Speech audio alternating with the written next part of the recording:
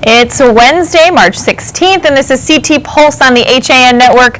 I'm Kate Czaplinski with my ever-optimistic co-host, Josh Fisher. Jeez. Yeah. I got to think of something new every week. It's opposite day. But anyway, Josh. This show is going to be terrible It's going to be great. So this week, we're talking about some of the stories that grabbed a lot of attention, especially on social media. Yeah, from our viewers and readers. And so what we're going to do today is we're going to play some of the more interesting topics that we've discussed in this still young show. Mm-hmm. And we'll play also on the screen some of the reactions of our viewers and social media followers. Yeah, it's going to be a good time. And of course, later on, Doug Smith's going to be joining us. He has some cartoons for us to look at this week. They are St. Patrick's Day themed. So there's a lot of drunk leprechauns going on, I think. Cool. We'll have to check it out. So keep watching. But first, Josh, one of the things, and I know it's become an issue that's become sort of close to our hearts as we've covered it, which is a bill that would allow access to medical marijuana for children in oil form. And this is something we talked about last year, and it's actually gaining a lot of traction this year. Last year it did not go through, but there's a revised version of the bill this year that seems to be getting a lot of attention. And in fact, the Public Health Committee will be voting on this today, Wednesday, to send the bill on to other committees for review, and it could advance to a vote in front of the full General Assembly. Yes, and we had Senator Bob Duff, the state majority leader, in studio a few weeks ago. We talked about that. We talked about the bill to legalize recreational marijuana in Connecticut. Which doesn't seem to have a chance this time around. No. We're hearing again and again. No. But, sorry guys. But so we did post that. It's kind of become a dual conversation, even though they're very different topics, recreational marijuana and medical marijuana for children. But check out this interview with Bob Duff and what he had to say about it. We do want to ask, there is a bill before the General Assembly that would make Connecticut the first state in the Northeast to legalize the recreational use of marijuana. Just want to ask where you stand on that issue. I think Vermont is actually ahead of us on that. Oh, really? Yeah, okay. They haven't legalized it yet, right? No, but there's a bill pending in their legislature about it. So, that kind of makes sense a little bit in Vermont, right? It does. The Green Mountain State, yes. Right. I don't think it has a chance this year. The governor was very lukewarm on it. I don't think the legislature has support. I mean, look, we reduced some of the penalties for small ounces of marijuana so that people did not go into jail. Most judges would give people tickets, and we just kind of put that into law rather than tell people they had to go to, there's a chance that they might go to jail, which we know is very expensive. And then medical marijuana we've done, and that, the public supported that. But those were tough fights. Those were uphill battles. I don't think the time has come yet. I saw Ken Dixon wrote a really entertaining column about this. It would bring a lot of money in. It would bring some money in, all the money, and then also just the municipal money. He talked about how everyone would be driving up here and getting their pot, and then they want to maybe go to like the Bruce Museum in Greenwich where there's not much parking. So think of all the parking tickets that Greenwich could. There's always unintended consequences of everything we do. So I'm not sure that I want to. Where do you stand on the issue? I haven't really thought about it too much because there's so many other issues right now that I think that I need to worry about, like the budget, jobs, transportation, things like that, something like this that really has no chance of passing this year. It's every legislator has a right to put in their own proposals. I'll focus on the ones I think actually have a chance. Now, just in the kind of the same topic area, I mean, we've talked on other shows before with some mothers who want to legalize medical marijuana for their children, and I know that's come up before. Do you see that coming up again or being something that might move forward? Yeah, I could see that being a debate, and I think that's a good debate to have. I probably would want to, before I opine on that issue, I'd probably want to speak a little bit more to the medical community about that. Right.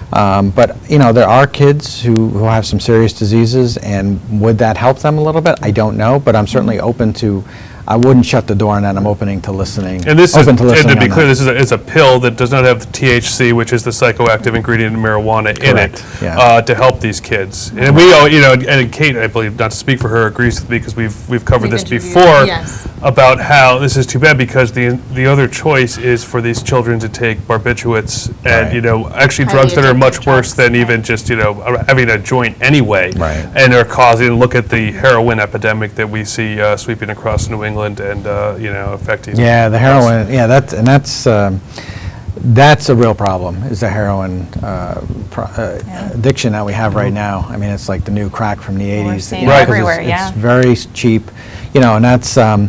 We just talked the other day about Connecticut is the second state to end veterans homelessness. And somebody emailed me over the weekend and said, I see a veteran who's on the exit of the highway, and what could we do? And I said, well, there's lots of programs now with coordination like never before, and I don't want to stereotype this particular veteran or this particular person, but the issue is lots of times when you see folks who are at the side of the highway or asking for money, what happens now, because heroin is so cheap, they get a few bucks, they go buy some heroin, they get high, they come back. So we've got to be very careful that we're not feeding people drugs, when we think we're trying to help them with food or drinks or shelter. I mean, or I think something even like that. homeless organizations will tell you don't give money to panhandlers. That's not, you could be doing more harm than good Absolutely. in that case. Yeah. So And I'm not stereotyping that person, Right. but it's something for people to kind of keep in mind because it is becoming an epidemic. And we want to make sure we provide police officers, and because we have it now with state police, with the drug to get folks who have their heart stopped, to get them back alive again. And that's had some great success. Yeah, so that was our discussion with State Senate Majority Leader Bob Duff. His reaction was interesting. He said, don't think this is the year for legalizing recreational marijuana, but I'm interested in hearing more about the pediatric marijuana debate for medical use. And that seems to be what we're hearing a lot of. You're hearing that recreational pot, not going to happen, but it seems like there's a lot more traction. They are looking more, and if you go and you check out that interview on HAN.network, you can see the interview that Kate and I conducted with some parents of kids who the parents really want the medical marijuana. We did that last year. We hope to do it again soon. Yeah, but it's interesting to see how the politicians are taking another look at this, and the facts are getting in there that this isn't a mind-altering substance that the kids would be taking. Right. It's not them smoking joints Right. to a 6-year-old. And it's not as bill. addictive as some of the medicines that they're taking, which for many of them aren't working That's to what prevent these seizures. and we talked about there, but that's what's Yeah. always so amazing. It's some of the state senators are like, oh no, keep taking these barbiturates, these opiates, but don't take a pill. When we talked to the moms last year, one of them mentioned, I had a couple of people come up to me and say, look, you're not going to get in trouble if you try to buy it off the street for your kid. And they're like, we don't want to do that. We'd rather get it regulated. And how are you going to get a kid maybe has seizures and everything And speaking of that, I mean, we follow the Facebook page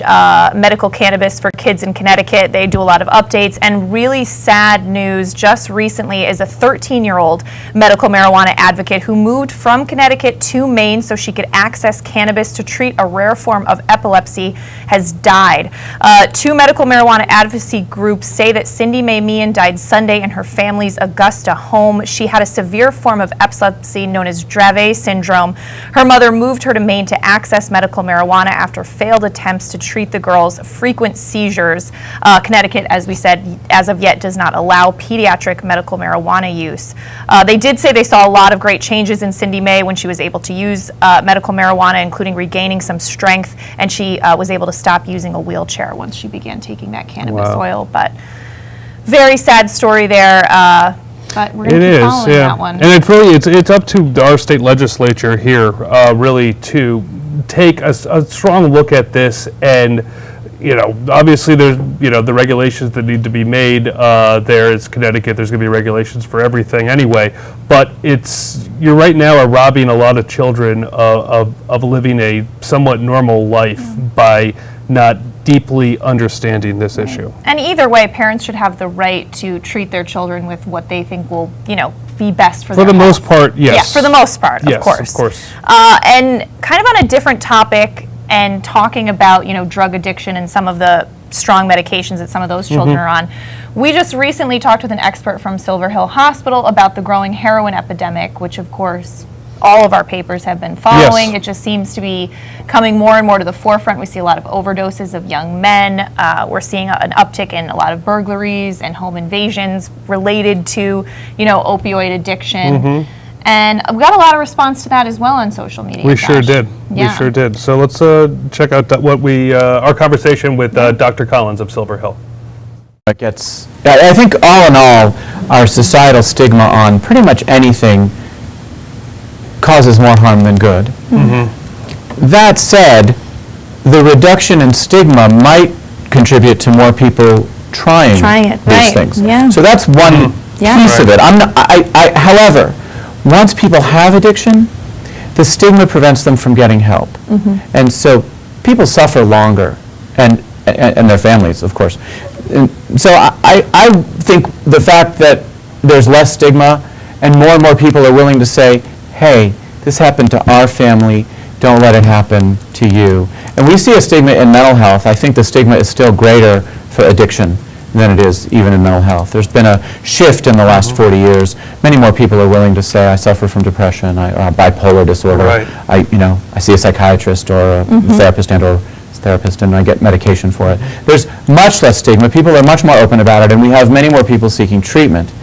I'd like to see the same thing. We have to make sure we can provide the treatment. I want to see more access to treatment. I want to see more doctors who are willing to make the referral, because the stigma has another effect. General practitioners, primary care doctors, may not want to talk to someone about their concerns about addiction. Let's go to one that's not even illegal, alcohol. Historically in this country, where I know the data, and I suspect it's similar in other countries, doctors won't have as much of a discussion about their concerns about alcohol use with their patients as they will about other behaviors, lack of exercise, poor diet. Eating cheeseburgers, yeah. Eating cheeseburgers, right. And other things. So, and doctors are reluctant, have historically been reluctant to say things. I don't think it's just their reluctance based on stigma. I think there are other factors. They don't always know what to do, where to send them. I think, so all in all, I think the reduction in stigma, which we are seeing, is going to be helpful. I think your efforts and the efforts of the media to bring this topic to light and to help people understand it will go a long way, because from my perspective, addiction is a chronic, typically remitting and relapsing illness that's treatable. Right. We know how to treat it, and anything that gets in the way of referring people to treatment, in my mind, doesn't serve. It doesn't serve our society. So we're running short on time now, but before we let you go, what if anyone who's listening or watching who knows someone who has a problem they think they do, or if they themselves, what's the first step to do to get help for either your loved one or yourself? So if you yourself are interested in treatment, you can contact your primary care provider. That's if you have one, hopefully. If you don't have one, get one. You can certainly walk into a Narcotics Anonymous meeting and ask people there where to go. I think taking that step of asking for help, almost no matter where you do it, you'll find someone, you'll get directed to someone who knows, because almost anyone knows they can reach out. Anyone knows ultimately how to find someone. Someone can call Silver Hill, of course, and we can provide information. Someone can go to their primary care doctor. Someone can call a specialist in addiction. The fact that someone is reaching out for help is a great moment, and we really like to, so to speak, strike while the iron's hot. Right. If someone's interested, let's talk. Great. What can we do to help? I want to make sure if you're struggling with opioid addiction, you know that we can help, and we can do it in a comfortable and respectful and humane way that doesn't mean a tortured withdrawal, because that's one of the fears many people have. Right. Again, one of the variables that get in the way. But I've always heard no one's ever died of that kind of result of withdrawal. No one's ever died from withdrawal, but it's a miserable. It is miserable. As my mentor described one of his former patients, I'm going to do my best to imitate my mentor imitating the patient. The patient said, "Doc, I wasn't afraid I was going to die. I was afraid I wasn't going to die." That's a good point. Right? And some interesting news today, Josh. USA Today had a story that the CDC is warning doctors just today to avoid prescribing addictive painkillers for chronic pain whenever possible in an effort to reduce abuse and overdoses. Better late than never. Some new guidelines that they're issuing today, trying to avoid that, saying that the risks of those medications outweigh the benefits for most people with long-term pain, other than patients being treated for cancer, are those at the end of life. Yeah. So interesting news note there. But we're going to step out for a break, and we have some more stories to talk about when we come back, including some political stuff. Cool. All right, we'll be back after this. Stay tuned. Yeah. Walter Stewart's Market in New Canaan is your time-saving local shopping destination for the best of spring. Find many of your favorite products, from great specials on everyday items to the freshest organic produce, artisanal cheeses, and grass-fed steaks. Drop off your knives to be sharpened, grab a beautiful bouquet of spring flowers, and stop in next door for a wine tasting. Plus, their personable staff is always ready to lend a helping hand. So stop in to Walter Stewart's Market, 229 Elm Street today, or shop online at stewartsmarket.com. Had a sports injury that needs immediate care? Coastal Ortho Express Urgent Care gives you direct access to an orthopedic specialist quickly. Their highly trained orthopedic professionals expertly treat you without an appointment. Skiing, snowboard, or sports accident, sprain or fracture, Coastal Ortho Express can help. Coastal Ortho Express Urgent Care open Monday through Saturday in the iPark building at 761 Main Avenue in Norwalk. Call 203-845-2070 or coastalorthoexpress.com. Find them on Facebook at Coastal Ortho CT. Darien Sport Shop is a unique store because it's a family store. A busy mom can come in with kids in tow and find everything she needs for them, and even find a dress for herself for Saturday night. And if she's in a rush, she can simply go home and order it from us that night. We'll deliver it the next day. The Darien Sport Shop. We're pretty on the outside and amazing on the inside. Conveniently located with free and easy parking at 1127 Post Road, Darien, Connecticut. Or shop us online at dariensport.com. Hi, I'm Rob Adams with my good friend Donald Eng, and we're the home team for Nutmeg Sports, Monday through Wednesday at 2 o'clock right here on the HAN Network. We are the place for all things Connecticut sports, so come hang out with us on Nutmeg Sports. Don? They don't call him the best color man in the game for nothing. Nutmeg Sports, 2 o'clock Monday through Wednesday right here on the HAN Network. You are watching the HAN Network, and you're not alone. Nearly 500,000 viewers enjoyed our broadcasts in the first 5 months. Advertise on the network that reaches Fairfield County, Connecticut's most engaged audience. Contact Jessica Murrin, Advertising Director, at 203-273-7312 or email jessica@han.network. And we're back on this week's CT Pulse. I'm Kate Czaplinski with Josh Fisher. Hi, Kate. Josh, our very first show, January 20th, we had U.S. Senator Richard Blumenthal on to talk with us. We talked about a lot of different stuff. Yeah, it was a fun conversation in an awkwardly set up set for our first show, if you recall. Still kind of awkward, actually. Sure is. But it was really nice of the senator to stop by. Mm-hmm. Here, we're going to play a little bit of that, and then. And we should say, as soon as you get a national, like someone who's in Washington, the feedback you get is kind of indicative of how kind of nasty national politics have gotten a little bit. We have some interesting certainly. comments. I mean, as you can see on a lot of the comments we've said, it's not exactly Fulbright scholars typing out comments online. Yeah. So breathe through your nose, folks. All right. Well, let's check out just a little bit of that interview with Senator Blumenthal. Well, speaking of politics and presidents, you're up for re-election this year. You're running for your second term, we assume, in the U.S. Senate. But you're no stranger to statewide elections here in Connecticut. You were elected Attorney General 5 times. And this year we're seeing a lot of national attention for outsider candidates, whether it's Donald Trump or Ted Cruz on the Republican side or Bernie Sanders, your colleague in the Senate on the Democratic side. Where does Connecticut fit into this, and where does Senator Blumenthal fit into this outsider approach? Well, I've always fought for the people of Connecticut and battled for them when they confronted special interests or corporate interests as consumers, as residents of the state, and I'm just going to continue my work for right now in fighting for the people of Connecticut and working for them. In this, I have a quote that I want to put up here from your colleague, Senator Roger Wicker in Mississippi. We've been talking about, you've mentioned President Reagan a couple times, and he said last week at the Republicans' retreat in Baltimore, this is still the Connecticut that Ronald Reagan carried when he ran for president. There is a candidate out there, and his name may be Kudlow, that can articulate an agenda for working middle-class people in New England. Larry Kudlow of CNBC in Reading has been talking or asking people to beg him to run for Senate out there.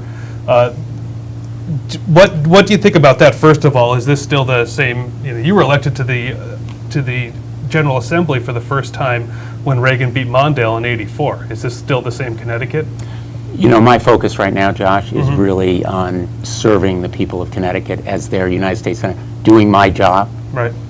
which is, I think, what they want, rather than speculating on politics. So that's going to be my focus. All right. But it is an election year for you, so you have to be, you know, you've raised a good amount of money, and so he would be, you know, if Kudlow did run, you'd be running. He'd be the outsider. Now running. I'm really going to focus on doing my job. That should be my focus. It will be my focus, working and fighting for the people of Connecticut. We've got a lot of challenges in this new year, whether it's our national security Right. in the Middle East, where we are at war against ISIS and ISIL, and we need to win that war with military force through special operations and greater use of our air superiority there, and intelligence interception, cutting off the money flow to our adversaries, ISIL and ISIS, and equipping and training our allies. These very important issues to me as a member of the Armed Services Committee, and frankly, continuing to create jobs and driving the economy forward, providing jobs for more people, most especially our veterans, and making sure that we provide the incentives and the tax credits and the tax reductions that will enable our economy to go forward and create jobs and build the roads and rails and bridges that are essential to our infrastructure, provide the skill training that's necessary so we have the best educated workforce in the entire country. These challenges are what preoccupy me right now.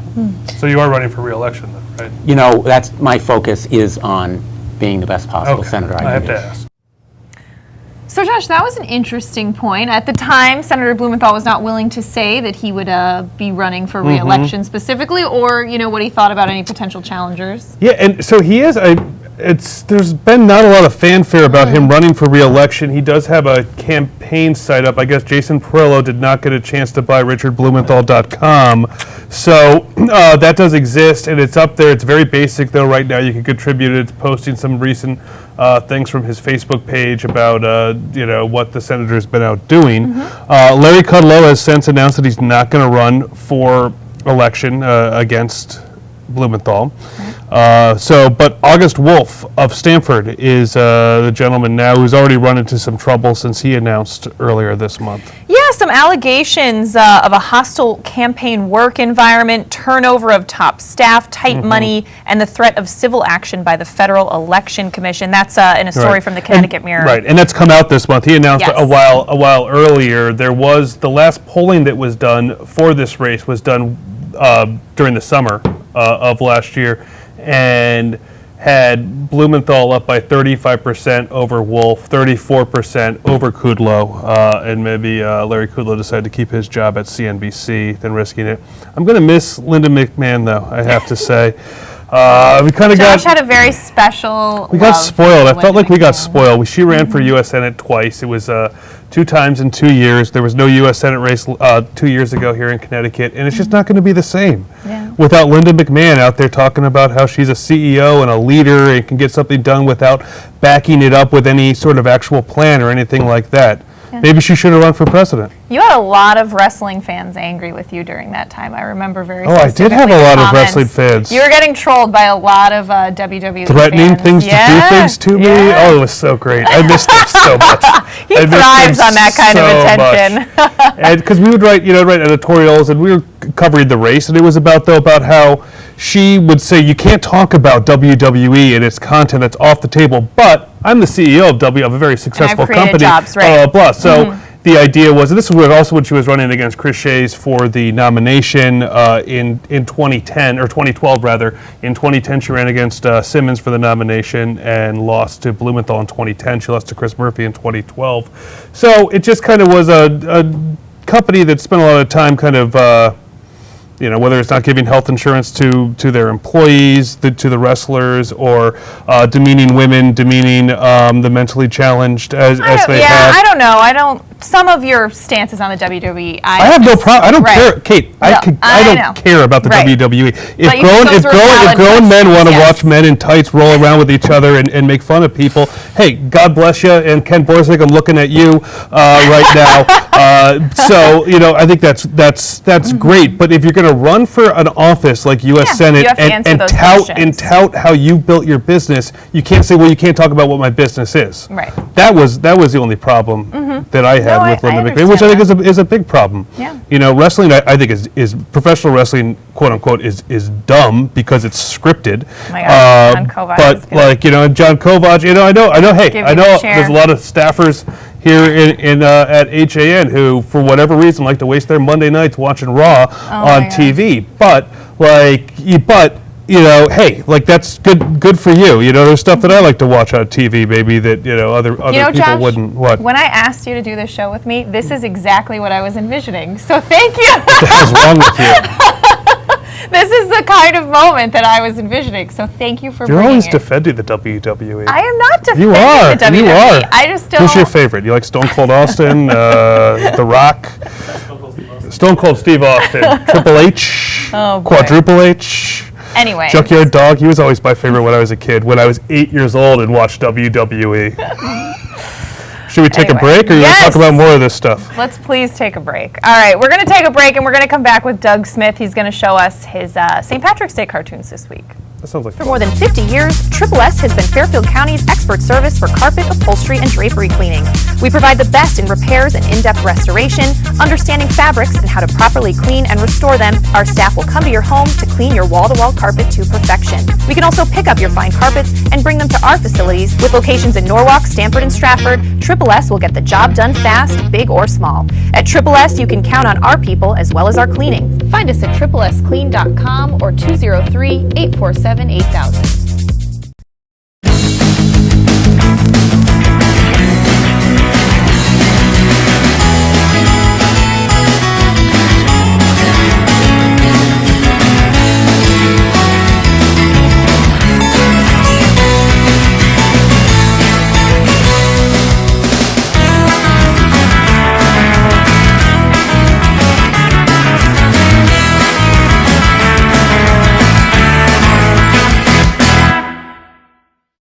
For over 25 years, Mike Cizik Painting and Wallpapering has been the name to know for residential and commercial properties in Fairfield County. He uses only the top brands, including Benjamin Moore, for impeccable preparation and lasting quality. Call Mike now and receive $500 off any job over $7,000. Mike is currently accepting reservations for spring, so call him today at 203-770-8869 or 203-972-3310. For your custom painting, finishing, and staining needs, it's Mike Cizik.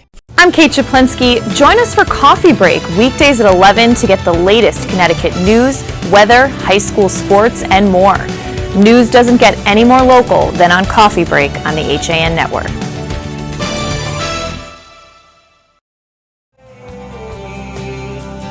When it comes to local entertainment, we've got it all. From movies, local artists, etiquette, and more. Watch HAN Arts and Leisure every Thursday at 2 on the HAN Network. Welcome back to CT Pulse, along with Linda McMahon sympathizer Kate Czaplinski. That is not Josh true. Fisher, and with the man who fell on the right side of that election a few years ago, we have our buddy Doug Smith, who we don't even see this week. He's because drawing in the pub there. like a good Irishman. I know. Well, it's going to be St. Patty's Day, and so I figured I was going to do some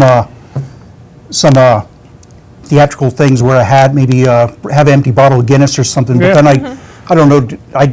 I'm going to explain. I don't want to get into those like ethnic stereotypes. Right. We're going to get into that with some of these cartoons. Yes. Why? Yeah. I got it. All right. And you brought us a few. A look back on some classic ones. Yeah. Well, Tell us that's about this. that's from Thomas Nast, not Thomas Nash. He's known as the father of the political cartoon, and he's from like the 1850s, 1860s. He wrote for Harper's Weekly.